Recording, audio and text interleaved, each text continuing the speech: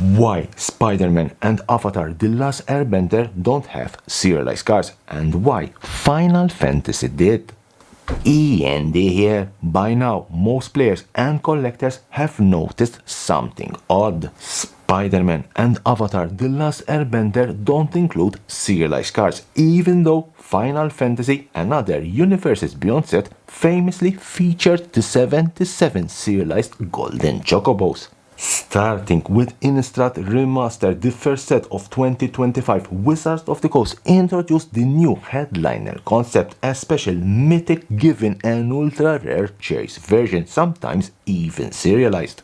Innistrad Remastered had Edgar Markov 500 serialized cards. Ether Drift had the Ether Spark 500 serialized copies. Tarkir Dragonstorm had Mox Jesper, another 500 serialized copies. Final Fantasy had the Golden Chocobo, 77 serialized copies. Spider-Man, the Soulstone, not serialized. Avatar The Last Airbender, Avatar Aang, also here, not serialized.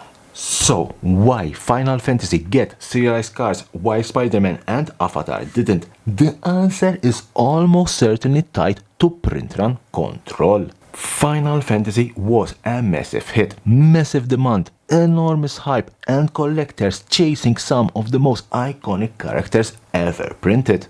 This is reflected in the price of collector booster boxes, which today sell for more than $1,200 and are becoming increasingly rare. The 77 serialized golden chocobos worth anywhere from $50,000 to $100,000 created a hard limit on how many collector booster boxes Wizards of the Coast could print. Why? Because if Wizards of the Coast prints more collector booster boxes after the initial wave, the odds of pulling a golden chocobo become unfair. They cannot add new serialized cards to future waves, and they definitely can't print the number 78, 79, 80, 81, and so on. The serialized golden chocobos forced Final Fantasy collector boosters to remain a fixed, limited print run. No second wave, no restocks, no reprints. The scarcity is exactly why the sealed product exploded in value.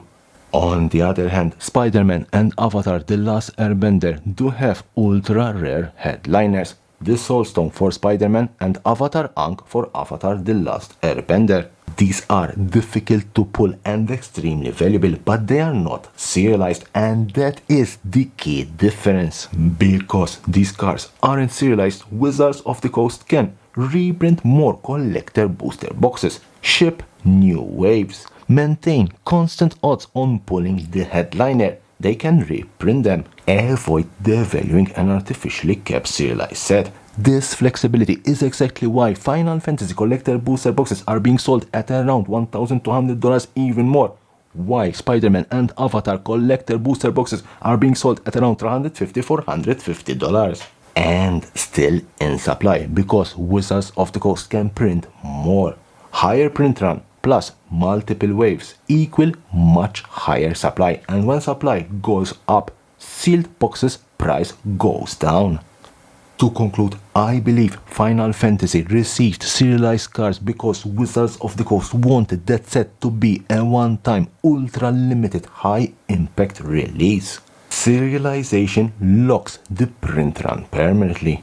Spider-Man and Avatar did not receive serialized cards because Wizards of the Coast wanted the ability to reprint collector booster boxes without breaking serialization rules or diluting earlier products. Final Fantasy had fixed print run, scarcity, sky-high value. Spider-Man and Avatar had multiple print waves, stable supply, lower prices. It all comes down to control over supply.